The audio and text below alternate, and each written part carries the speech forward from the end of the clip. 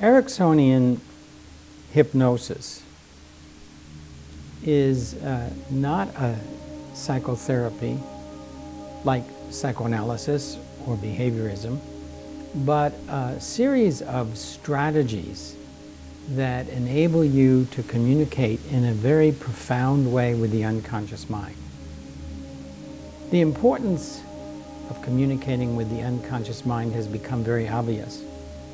Recent research shows that less than 5% of all behavioral changes start in our conscious mind. 95% and usually 97% of all life changes begin in our unconscious mind. So the ability to use the language of the unconscious and to trust in the wisdom of the unconscious to reformat us so that we can become who we were meant to become has become, through research, obviously more and more important. Today we're going to be talking about the Ericksonian approach, which is nonlinear and systemic, because it is the philosophy that provides the real energy for the power behind the strategies. Many students say to me, well, let me just learn the strategies, 1, 2, 3, 4, and that really would be like having a car that's in great condition and the tires are terrific and everything's been tested and you have the keys and you have no gas. The strategies, without living the philosophy, really are not empowering, but just a series of strategies. And the mistake that most students often make is using the strategies to construct a formula to get the client to see the resolution, or solution I should say, to their problem. In Erickson's work, he felt he was never interested in the solution, but completing the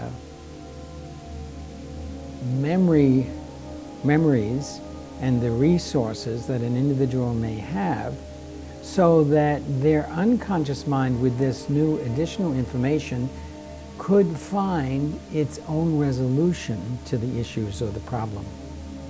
The first thing that we start out with is the formatting for Erickson's work. And he said the first thing you need to do when you begin a session is the context. In other words, the relational field, the environment, the attitude in which you are conducting the session.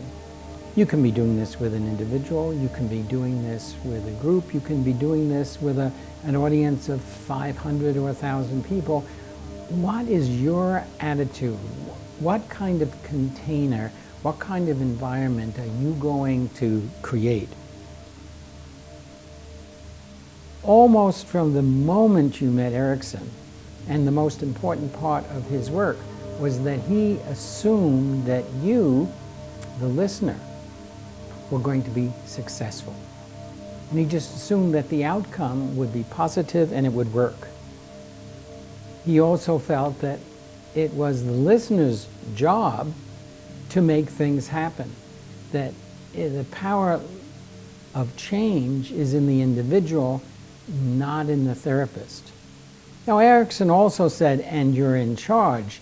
That didn't mean that he was authoritarian, but it meant that he would assert his authority so that there would be some sense of appropriateness and boundaries and limits in any given situation. The second thing that you want to establish is rapport. Now, we hear a lot about rapport, but rapport is really coming into a very deep level of synchronization with the person that you're talking to. And we're going to see later on, as I talk about pacing and leading, how you operationally produce rapport. That the most important thing is rapport. It's sort of like a business. The 3 rules of business is location, location, location.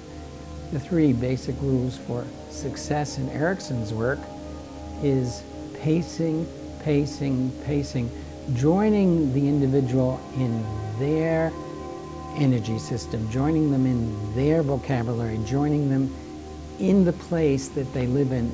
This really promotes profound levels of learning and communication. Establishing resources. One of the problems that I've seen over the years in any kind of healing work is that we often can hear an issue that the person presents and we rush into trying to help rather than even thinking about, does this person have the strengths and the resources to face whatever they need to face in this particular situation? Most people don't. I know that there's a philosophical point of view that we have all the resources we need. However, research has shown this is not true. First of all, if we've been traumatized at an early point in our life, during those traumatic periods, we didn't learn certain skill sets, so we just won't have those resources. And secondly, trauma can also block or prevent us from accessing resources we may have. So one of the rules that I think is very important is that in each session that you work with a person, and this is in context, and it doesn't matter if it's in a corporation, it doesn't matter if it's with an individual in psychotherapy, is that they need to feel in each session a connection with some of their resources. They need to feel empowered, and you as the facilitator should feel humble because you've had a very human exchange. It's very important to discover the strengths. You know, there's a lot of talk today about positive psychology. Positive psychology really started with Abraham Maslow and Milton Erickson, Watson. There were a number of people many years ago saying, why are we looking at pathology? Why don't we look at the fantastic resources and competencies and capabilities that each person that we meet comes to us with a whole array of accomplishments, even if they don't experience it. So Milton Erickson really was one of the original fathers of positive psychology because he always said, discover the client's strengths, even if they claim they don't have any. Just the fact that they've lived that long and they've come into your office and they're seeking change in their life so they can have a better life, that's a tremendous strength. You want to discover their patterns, not only the negative patterns, but the patterns of happiness.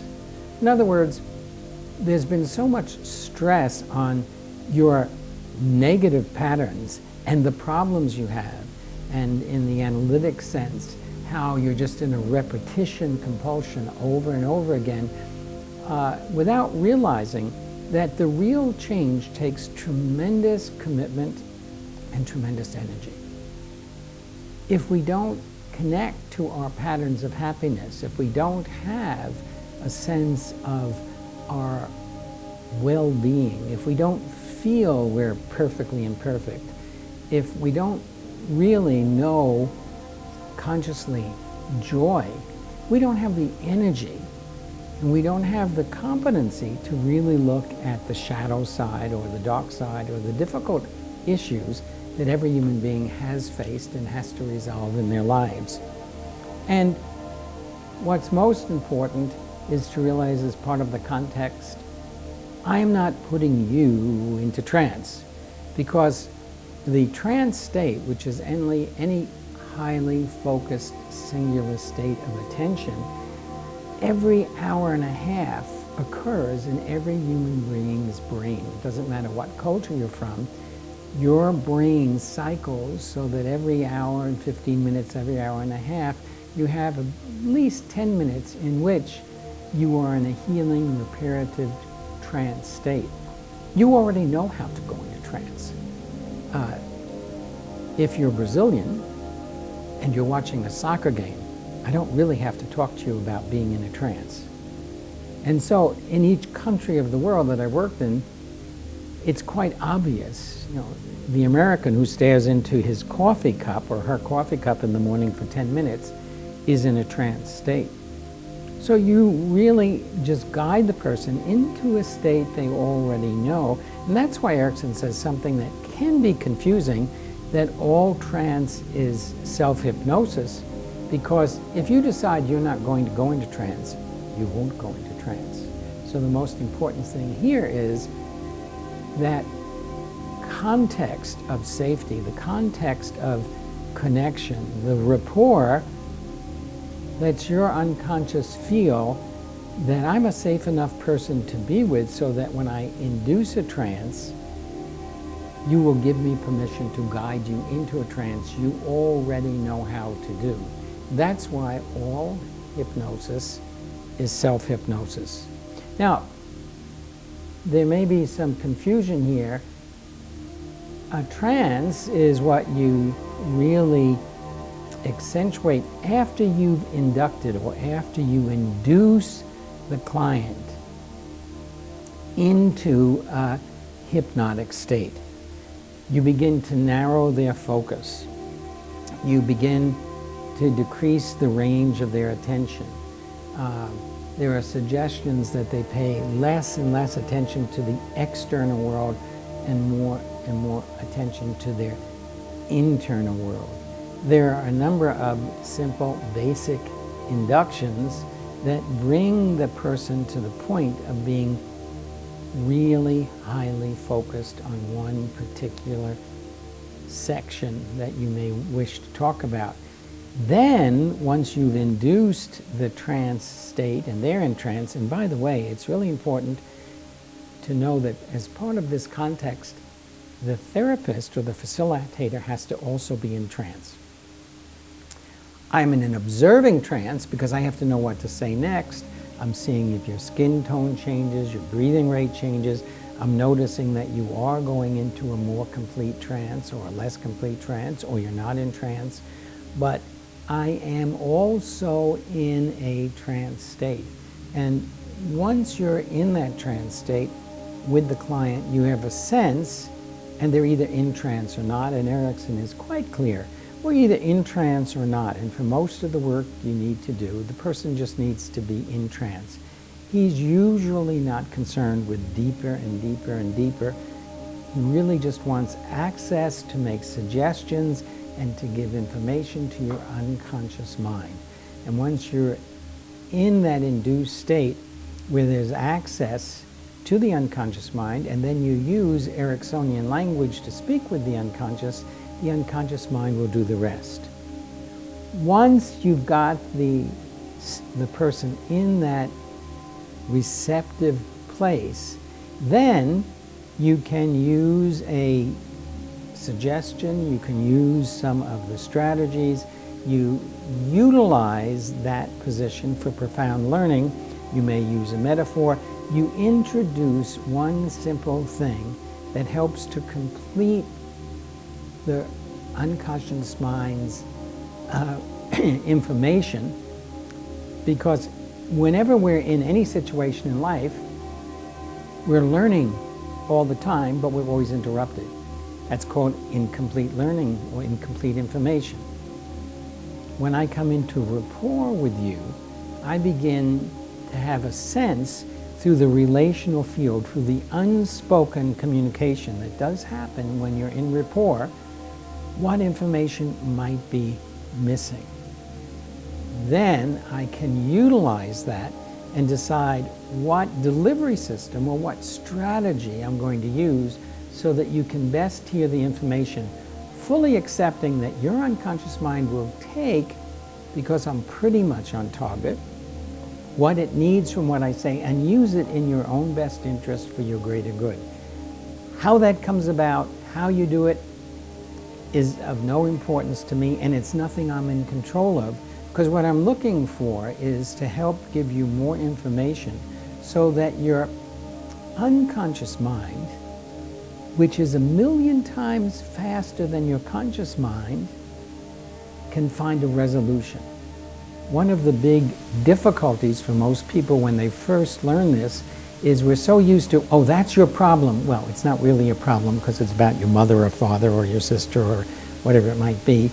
And now let me help you and guide you into a solution. Erickson said, I'm not interested in solutions at all because it would be my solution for my understanding of what I think might be your issue. That's very different than connecting with the information that may be useful for your unconscious to find a resolution of the issue in your world, in your experience, in your way. Now, once I've delivered that message, and it can be short, simple, and clear, then I'm going to want to transition you out, bring you out of that trance state. There are a number of different techniques. I can simply say, and now I'm going to count from 5 to 1, and when I reach 1, you'll be fully awake, alert, etc. But we transition you out of that trance state, back into a more conscious state, more aware of the external than the internal. And then we have a period of time that we want a reorientation. Now, I want to mention some things that are very important. The strategies that I'll be discussing can be used to help in the induction to get you to that place where we can then use the intervention. And the same strategies can be used at times to really increase the impact of what I've decided to use to perhaps create a different response in the unconscious mind. So strategies can be used in 2 ways. What's really important too is with the reorientation is to be very clear that I don't have to know what you processed. And sometimes patients will come out of trance and start telling you everything and you want to say slow down or let's sit for a minute, because we don't want the conscious mind to interfere with the process that's just taken place. And also, often people feel to be a good patient, they have to tell you what happened, even if they have to make it up or think about it consciously, which isn't any use at all. If I really trust that your unconscious mind is your evolutionary tool for your greater good, then I don't have to know how it's resolving the situation. I trust that it will. So all of this goes into the concept of the Ericksonian context. One of the most important points I can stress is that Erickson's work is a way of seeing the world. So that this is the gas that will run the car. Let me make a number of points here. You need to speak to each person's inner wisdom and inner knowing. The unconscious mind has recorded in it everything since the moment you were born. And some people say even during pregnancy. And others people say, of course, in past lives. But we do know it has in it everything that's happened to you from the moment you were born, if not the moment you were conceived. This is your resource. This is the greatest warehouse you could possibly have for referencing and understanding and changing your life. And this is part of his worldview, is this is the resource we want to use, not me trying to figure out what you should do in your life. Erickson's work is non-directive. You have to be curious. And one of the things he says is, I don't know, but I'm curious to know. Really, what that does is it challenges the unconscious to come forth and make the comparisons and find the data that's needed. But curious about the person. When I say that too, is that everyone, and I've been with Milton Erickson's daughter, Betty Alice Erickson, and many of his ex-patients would come up and talk to us, and they would say one thing for sure. From the moment they met him, He really wanted to know who they were, not who they were pretending to be, not who they thought they were, but he wanted to know, and he was really curious to know who they are. Erickson also felt that 100% of the population could be hypnotized. That doesn't mean that every single person would go into trance with the same therapist, but he was responding to the more classical view that only 10% of the population responds to hypnotic suggestion. Of course, if that was true, people wouldn't advertise on television to try and influence you, because they'd only be reaching 10% of the population. And we know today that that's definitely not true. As a matter of fact, some of the very classical ways of determining whether you could be hypnotized, for instance, the Spiegel eye roll, where you roll your eyes up until just the whites are showing, indicating you can be hypnotized. Spiegel today says, well, it measures something, but it has nothing to do with the hypnotic state. For Erickson, you were in trance or not in trance, as I've already mentioned, and for him, it's either a less complete or more complete trance. Let me briefly explain. He doesn't look at a trance being deeper and deeper, but he says if you're in a more complete trance, you have less and less awareness of the external world and more awareness of the deeper levels inside of yourself. And if you're in a lighter trance, you have more awareness of the external world and some awareness of the internal world in yourself. And you can have a more complete or less complete trance, but it's not a sense of, oh, I can go into trance, but I can't go into a deeper trance.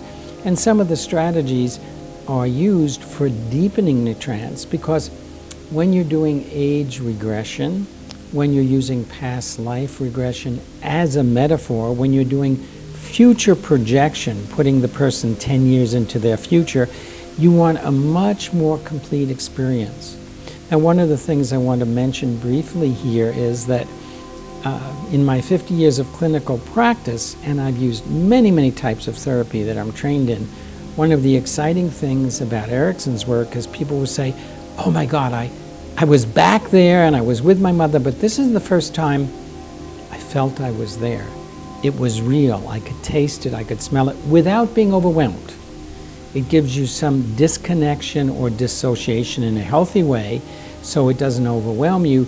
But if you really want to change that memory, you have to be in the situation you were in a safe enough way, and then you reformat the memory, and the memory, when it goes back into storage, will be permanently changed. And that change then undermines some of the negative consequences that have been impacting on your life. Healing, for Erickson, is simply exchanging a bad idea for a good idea. And many people wonder why Erickson said there's no such thing as resistance. What he really meant to say is, if the client comes to you because they've connected the dots and come to a resolution, and they inform you, they don't resist their own internal experience. When you tell them more what the solution rather than the resolution is, they may fight back because it's not coherent with who they are. So most of Erickson's work is based on the client coming to you and saying, you know what, in my daydreams or my night dreams, or something changed, I don't know what it is, but I know it's changed. There's no resistance when that occurs. And one of the important things is that in the trance state, and in talking directly to the unconscious mind, changes tend to last a lifetime.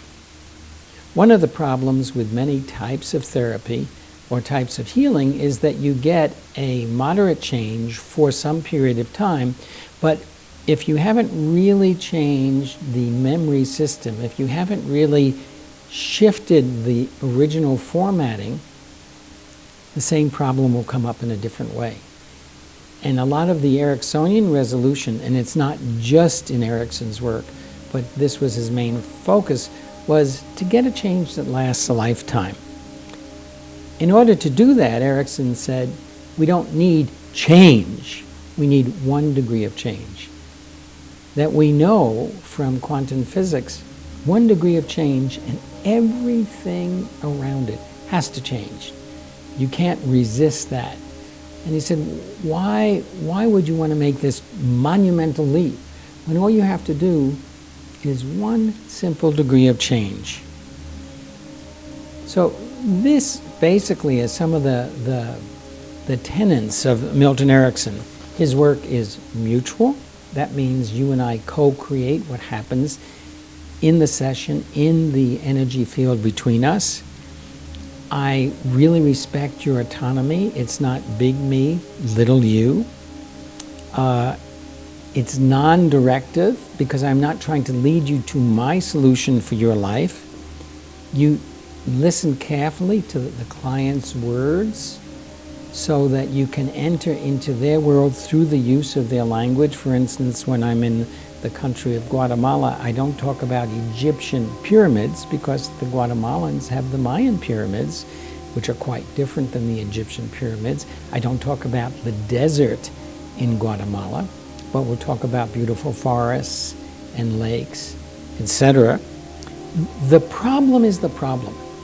Boy, this is a big one, because most of our training is that when somebody says, here's my problem, that we've disconnected from them. We're already figuring out what we think their problem is. Doesn't mean that psychodynamics aren't useful, but when they become more important than the person sitting in front of you, and the problem is the problem. If you help that person with that problem and they find a resolution, they're going to really form a stronger alliance and feel safer and more secure, and the next issue will automatically come up. If you start looking for the deeper issue right away, you're making the environment unsafe for them. It's a non-medical approach because we're dealing with healing, not treatment. You know, I can get a cut on my hand and I put a Band-Aid on it or a few stitches, and that's treatment. But we know that real healing takes place from the inside out. Treatment is from the outside in. We're looking for more complete learnings, and we're looking for a very different kind of solution. A goal is a solution. Solutions are multiple ideas, multiple resources, multiple responses.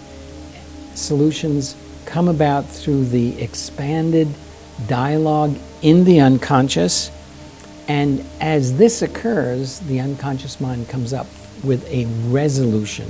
So sometimes you'll hear me say, well, we're looking for a solution, but what we're really doing is setting up situations so that the unconscious mind can take a look at all the solutions, and since it's nonlinear, it's not in conflict. It can then amalgamate, consolidate all of its information and find a resolution. This is very different. So this gives you an idea. I'd like to talk briefly about Erickson's way of being. One way of being was what I call listening with the third ear, is that you sort of let the words flow over you. You're looking for the sense, for the feeling, the essence of what the person says. You accept each person as perfectly imperfect. Humor is very important. Playfulness is very important because the unconscious mind is like a happy 4 or 5 or 6-year-old child, full of exuberance and play. And the most important element, love. That the person in front of you is beautiful just the way they are, perfectly imperfect just the way they are, acceptable just the way they are. I often tease my clients because that doesn't mean they don't have what I call emotional body odor. That they have learned because of difficulties in their life to be very difficult in the way they present themselves. But it's your job to see the essence of their being underneath that and to remind them that's who they really are. He really wanted to know them and know who they were, and he was interested in their dreams because change starts in having a dream. Now, Erickson had some rules of life. He said, people all over the world, you may not agree, but actually people like to work hard. They want to accomplish. They want to have meaning. They want to connect to each other. He said, this is a given. Nobody is lazy. Something has happened and we give them this label. But human nature is to find a sense of self, purpose, and a way of being in the world. He did remind us that life is unfair. Bad things happen to good people, and good things happen to bad people. And, it's interesting. When we win the lottery, we think that's terrific, but we don't think of all the persons who didn't win the lottery. So it's fair to some people, and it's unfair to other people. Life is full of pain because we're alive, but we don't have to become attached to it, very much like the Buddhist. Yes, pain and suffering are there, but the degree to which it becomes a way of life, that becomes a problem. Something that we don't like to hear, everything we do in life is a choice, and every choice has its cost. That we make the best decision that we can at the moment, but there is a price to be paid for everything. This does not have to be a negative. Even when we're deciding between a great restaurant or a wonderful show that we want to go see, or maybe we do both, all of them have consequences. The law of averages is usually correct, and change is the only thing we can count on. Nothing is permanent. I know for any of those of you who have suffered from or know people suffering from depression, you may say, I'm not sure about that. But even depression goes in 1.5-year cycles, that no matter what you do, most people will automatically come out of a depression at a certain period of time. Everything changes. And it's how you perceive and how you think that really matters. Also to realize that in life, sometimes we receive merit for what we do, and sometimes we don't, and that's just the way life is. And then the last thing that I want to remind you of, which I think is the most important, is that life is for amateurs. We're always learning, and we're all amateurs. And I certainly feel that way after 50 years of clinical practice, because there are many times when I say, oh my God, I could never imagine that could come together that way. And so being a student, where we're always learning, and part of learning is that we will make mistakes, otherwise we're not learning, and to realize that we are all amateurs in this thing called life really gives you a very different perspective. I also want to stress that the most important thing that we can do is to realize that we're interested in connecting to your inner wisdom and producing the ability within you in a cooperative way to bring in information and access information in the most profound way, at the most profound level. If I had to summarize Erickson's work in 1 or 2 sentences, I would say he enables a dialogue with the unconscious mind within yourself and within the person working with you, within the relational field, that produces a profound state of learning. And now I'd like to move on to some of the basic strategies, and we'll be giving you some information and demonstrations so you can see the importance of how they work. Now that you have gasoline for the car, we want to give you a roadmap to follow. And that will be this next section.